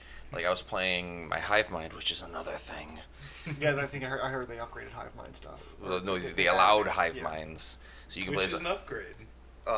Yes. But everyone hates Hive Minds, so good luck. Minus 30, which is not basically really crippling. It's not a lot. I mean, but it's definitely like you could be friends with that guy if you weren't all one being. But they only have to make friends with one of me. Hey, it makes diplomats real easy.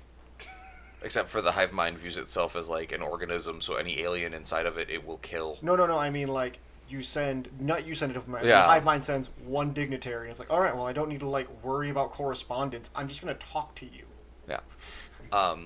Also, that makes it so if you could enslave a Hive Mind, that'd be amazing for messaging services. Yeah, good luck. They'd fucking like orchestrate like their escape like, simultaneously across all your systems. No, I mean, like, just have, like, 2. Just 2? Yeah, just have 2, like, it's like, we're a Hive Mind. Of how many? 2. It's like, what? It's like, they exterminated all of us except for these 2, so now, like, they have us in, like, really far parts of the galaxy to communicate.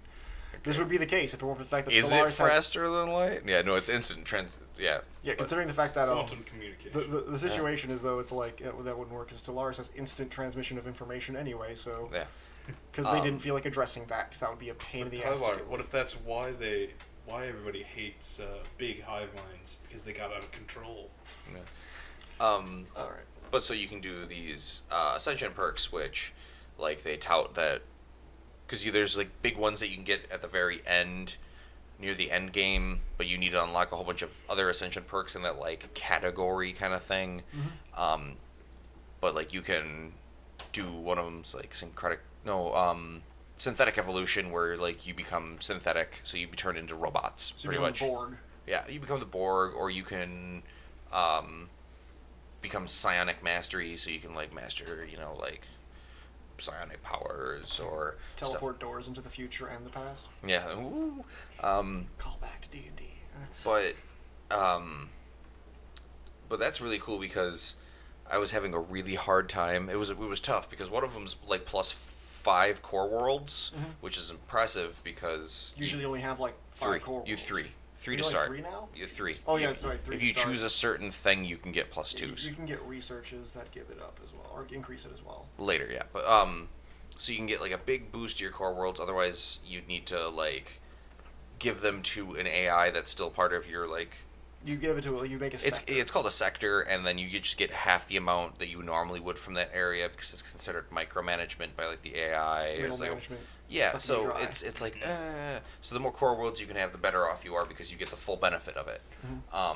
But I was like, I had like 3 colonized worlds, and I wasn't getting the technology to clear like the hazardous squares in this world because they're in like square boxes of like tiles, and each tile has like a resource, and they had what they're called tile blockers, so like a mountain or a volcano or dangerous wildlife or a jungle or a sinkhole, and I couldn't get the research fast enough to clear enough of them to like progress as a society. Well, I got my first ascension perk, and one of them was mastery of nature, which you can clear almost any tile blocker for free. Ah, damn.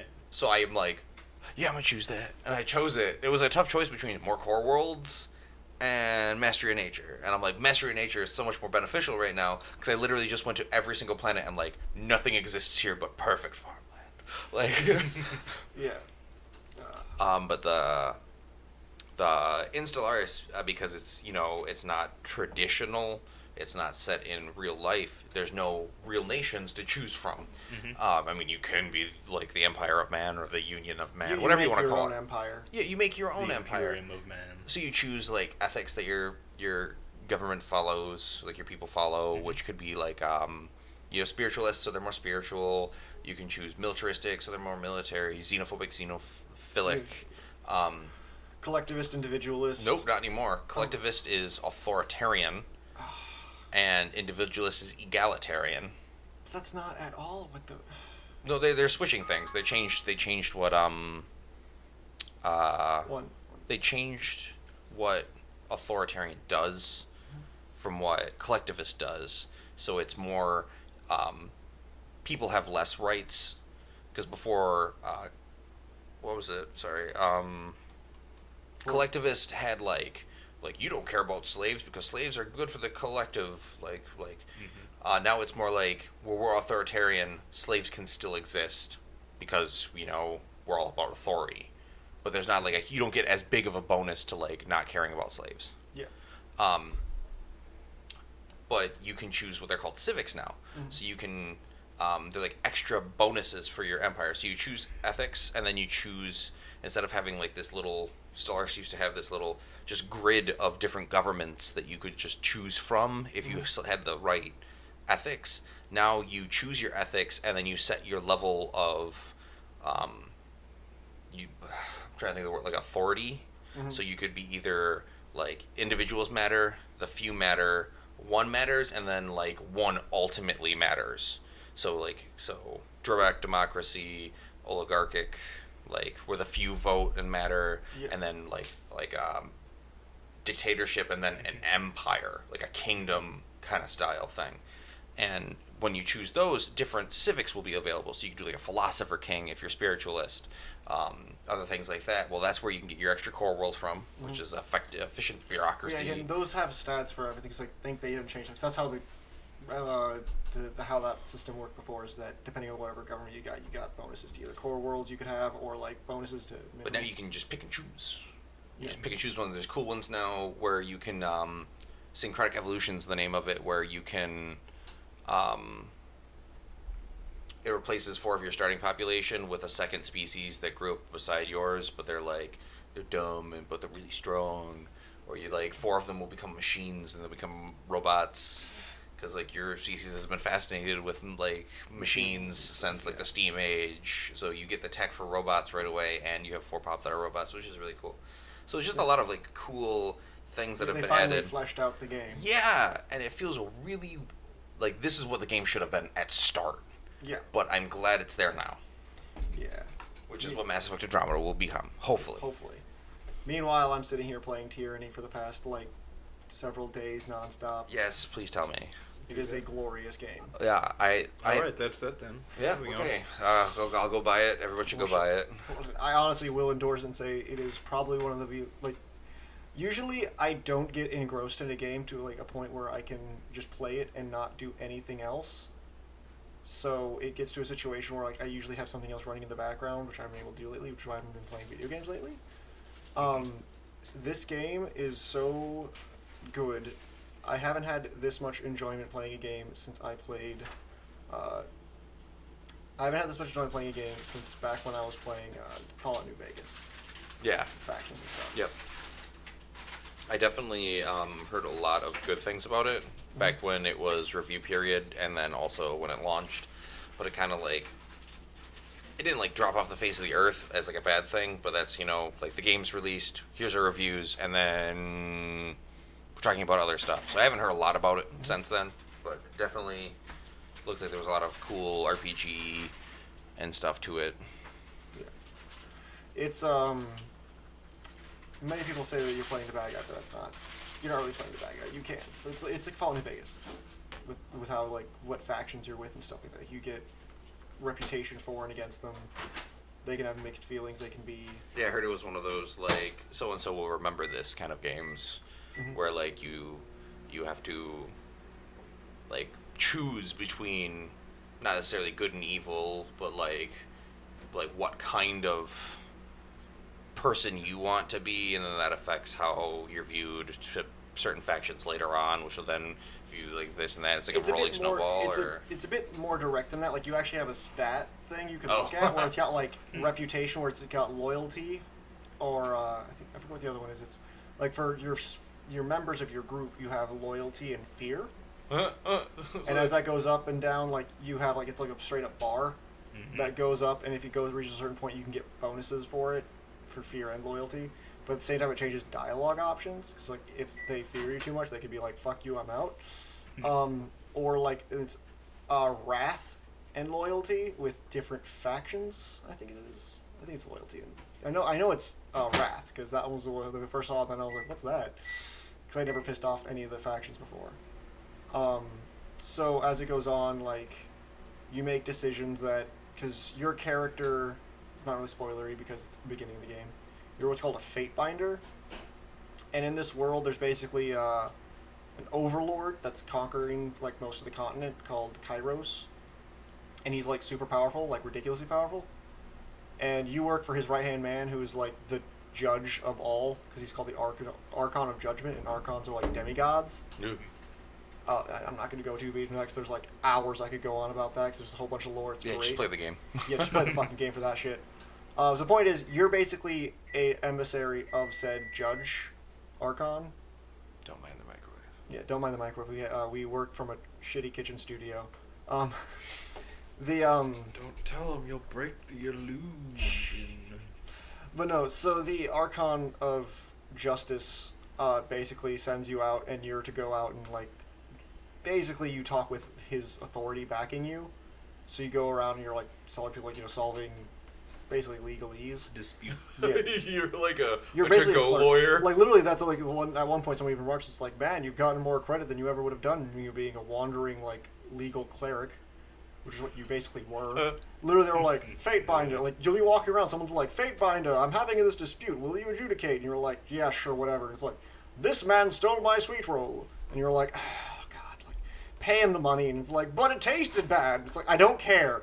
Like that's obviously fabricated. That's not something that's actually thinking of. Like you deal with those kinds of things, where someone will like pull you aside. You'll see people arguing. You'll talk to them, and like, who has the greater shame? Was it me who like hid under the dead, like the corpse of my fallen comrade, or is it that guy who like fled the battlefield? Which one deserves more shame? The declaration is death. Yeah, like no, you do that. You can be like, you're more shameful, so you get the punishment, or you're more shameful, you're the more. You guys are both fucking idiots. Fight to the death. That's how this is solved. Or you guys are both fucking idiots. Like that's an example of one like throwaway one that you adjudicate. Like that's what your job as a fate binder is.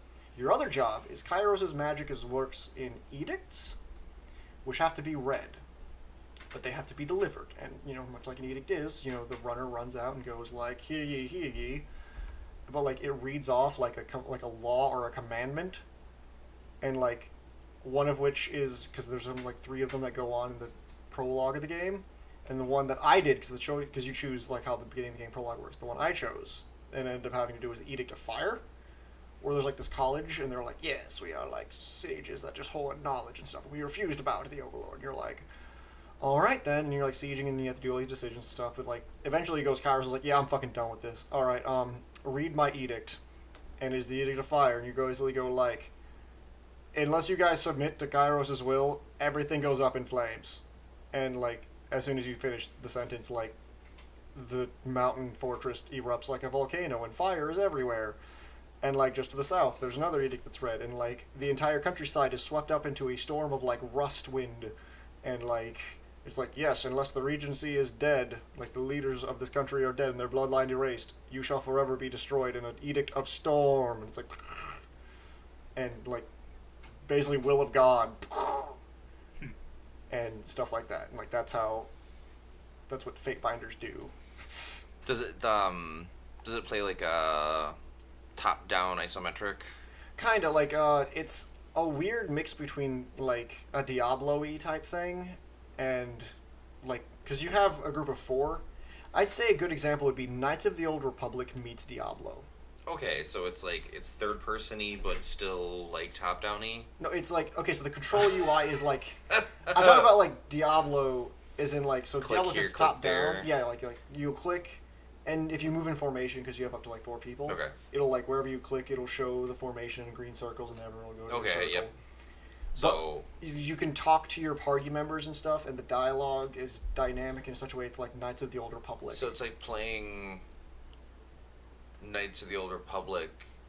Well, not, the original Dragon Age Origins had where you could do a top-down on PC, where you could do it like the old Baldur's Gate games. Yeah, I didn't play too much of those, but Well, it was like top-down, and you would click, and you would see the green circle. So it's like that. It's like Yeah. it's like one of those kind of older it's got an style. older feel, but like you can tell that it's not super outdated. Older also, style. The Yeah. backdrop is amazing, and the fact that like when you're looking at the map, it looks kind of weird, like an old like Windows 2000 almost game when you're first into the world and you're like looking around. But like when you start paying attention, you look at the map, you realize that when you have like the map by itself and the mini map, and you have everything uncovered, it's like straight up artwork. Like somebody sat there and like drew out the whole thing. So it's, and it's, it looks it's yeah, phenomenal. it looks like a map. Yeah, like well, It's a very like expensive map. well, no, it's not like for example, like you have the expensive map where it's like usually you think of like someone who's doing you know, drawing a map for the sake of navigation. I'm talking this is like somebody drew the like sitting there from like a tower it's like a looking piece down of and they artwork. drew the fucking like World. It's like terrain. Bob Ross meets like map making. Yeah, it's pretty intense. Bob Ross hired I mean, by the Empire. there's an overworld map obviously, which is like a whatever map, like it's got locations and stuff. But the gameplay map when you're walking around is like really like drawn. Okay, that's nice. Which makes it have a really interesting artsy look to it. But yeah, it's really good. And also, like I'm playing an unarmed character because I was like, you know what? I always get sick and tired in those combat situations when it's like, haha, you've been captured, now you don't have weapons. So I always try and go unarmed. And I was like, yeah, I'll take unarmed and magic. And then the one school of magic I chose is the one school of magic I have never used. I remember going unarmed in New Vegas. That was fun. Okay, Fallout games, unarmed is busted. Broken. It is Teleport, man. But no, the same reason why it's busted in this game, which is also Obsidian, best company. They made New Vegas, which is why I love them so much. Favorite Fallout game. But no, so in Tyranny, like since I'm unarmed, one of my favorite party members has a suit of armor on him at all times as part of the story. He can't remove it. And another party member has a piece of equipment that they can't remove. And I'm sitting there going, I am saving so much money. And the one heavy armor tank guy is the guy who always has armor on. It's badass armor. So, like, you find all these things. You're going through, like, war zones and stuff. And there's, like, full plate, like this iron, like, breastplate thing. And I'm like, all this money. Yeah, it's all sellable. Because I'm like, I'm light armor dodge based because if you're unarmored, you, like, use your parry or you use your dodge instead of parry and stuff like that. So you're just, like, super dodgy. So I use, like, lighter armor that increases my dodge. And two of my party members are spellcasters. So they don't really. They don't have like any equipment for the most part, besides like my hand-me-down dodge equipment. And then there's a dude who already has all of his equipment except for his weapon and his shield. Nice. So there's like one weapon that he's got right now, which is an artifact, so it's like kick-ass, and just I haven't found anything better than it. I just want to point out that Obsidian developed a World of Tanks like MOBA online game. Yeah. I'm surprised. Crap, what was it called? I have it. I bought like the $60 like alpha entry pack, and then I played it like 6 times. So, but yeah. So just so you know that this like prolific RPG studio made a tank game. Well, they might have just published it. Who knows? But No, they developed it. Someone else published it. Gotcha. So I mean, they'll do anything for money. That's fair. They're not too big. I Most think New people Vegas will. is probably I the biggest mean- break. And I mean, it's probably a different team from the RPG people. I think actually Paradox had a hand in Tyranny as well. I think they're actually the ones who published Tyranny. Yeah, I think I saw something about that on Yeah, I think there. so that is weird. I just Are we tied it just into the going- Stellaris conversation again. I'm gonna search there real quick. But continue. Yeah. So it's so funny because when I was talking about Paradox being the best next to Obsidian, and then like they might be the ones who published Tyranny. No.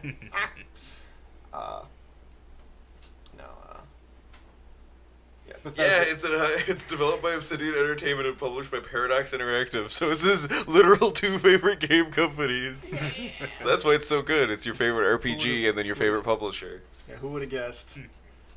Man, Tyler, that's why you love it. No, seriously, that game is phenomenal. Like, you never feel overpowered. I mean, you might be if you weren't unarmed, but like, Yeah, I'm looking at the story is really interesting. There's a lot of lore. There's a lot of comedy. Yeah, it's 9 out of 10 on Steam, 80% Metacritic, but I don't like Metacritic, and 8.3 out of 10 on IGN. Like, the characters interacting with each other is really funny. Like, you get like snark left and right. Like the sassy old man is always fun. And you have a lot of options with how you can play the game. Like, as far as I can tell, there's only like 4 real options from what I can tell. But it seems like those 4 options within them have a lot of like different things. Leeway. Yeah, and also it's a game that rewards you for having those throwaway skills that most people don't care about. Like if you're good at like sneaking and stuff, it's like, well, why would I Use do- rope. Well, no, actually, that's a literal thing where it's you have to have so much, I think, athletics. Otherwise, you can't climb this rope to Oh get my you across the way. Yeah, I'm looking at some images of it, and that's like Yeah. looking at one of the maps, and I can definitely see what you mean by like the Diablo-esque like appearance of the game, and Yeah, but like the whole thing is that the man, I just lost my train of thought. But no, go backward. there's a bunch. Oh yeah, so like athletics and stuff. Like you'll use this rope and it'll like cut you a whole lot of time. Or like it'll get you to an area that you wouldn't otherwise be able to do, or in order to get through a side quest you have to use a certain skill like lore or subterfuge or athletics, which have no real direct use in combat. Yeah. So increasing that, usually people just go, oh screw it, I'll have another character do that. But like in this one you're rewarded for not doing that route, because sometimes in dialogue, if you have high enough lore, you'll find out a way of circumnavigating a situation that would otherwise be horrible. Like, man, we have to, like, I don't know, I'm going to make a hyperbolic situation that doesn't exist in the game. Hyperbolic time chamber. Yeah, hyperbolic time travel. But no, like, so there's like, we have to kill we have to burn down the orphanage because there's like a plague in it. And you're like, well, shit, like, that's the only option. Because literally the only other option is you let the plagues break loose. And, like, literally you will have those 2 options. Or if you just go, well, screw it, we can't kill kids. Well, the plague runs rampant, and, like, certain factions get pissed. In fact, most times everyone's pissed. Or, like, you kill them, and once again, everyone's pissed because you had to kill orphans. Or it could be like you have a lore check thing. It's like, oh, if you had, like, an 85 lore at that point, which is high for that point in the game, you would be able to go, oh, actually, this plague seems to actually have striking resemblances to this other illness that was spoken about in like some guy's book or something, and I know the cure for it. Or I could find the cure. Yeah. Yeah, like that kind of thing, where it's like an actual good resolution sometimes requires you to have high stats in these things that sometimes people don't prioritize for the sake of hack and smash. Yeah. But at the same time, if you don't have those, sometimes, like, because it doesn't tell you sometimes when it doesn't have that, it'll just smack you, and you're like, shit. But It doesn't do like in some of the Fallout games where it's like, well, if you had a speech this high, you could do that. They do that for sometimes, but sometimes they're hidden. Okay. So it just makes it so it's more dynamic or dramatic, so it's not you're sitting there like save scumming and shit. Well, also like for extra playthroughs then too. Yeah, like, it'll be a if surprise. You're like, oh shit, bruh. Yeah, and it makes it so, and even if you don't have those, like, the 2 options make you actually have a dilemma, and when you resolve yourself to do one side or the other, it really brings out the whole fact that you're in the middle of a civil war after a conquest and during a rebellion. Like, it is a clusterfuck. It's one big story sandwich right there. Yeah, it is a clusterfuck of, like, ridiculous things, packed in with a bunch of lore, likable characters, and some unlike like characters you want to murder. But yeah. So yeah, that's been the game I've been playing lately. Sounds like a good one. We all talked about games. Jesse got his Minecraft in. Oh yeah. I talked about the new changes on Stellaris. Stellaris, and then I also talked about Mass Effect Andromeda. I was gonna talk about Horizon Zero Dawn. But Yeah, save that for we're getting. yeah, it's basically just check it out. Pretty sweet. Yep. All right. Well, I think we'll wrap it up. Usually we will, or if we have time around this after the video game segment, we'll be talking about more current events and such. But today I think we're going to wrap it up now. Who likes news? Yeah. We don't talk about news I like here. snoo. Okay, yeah, that was Whoa, a little bit whoa. of Wait, misinterpretation. did I mishear something? I believe so. I believe okay. so. No one was soliciting that kind of services. Okay. We're Please. good on that one. All right, and with that note, have a nice day, everybody. Bye.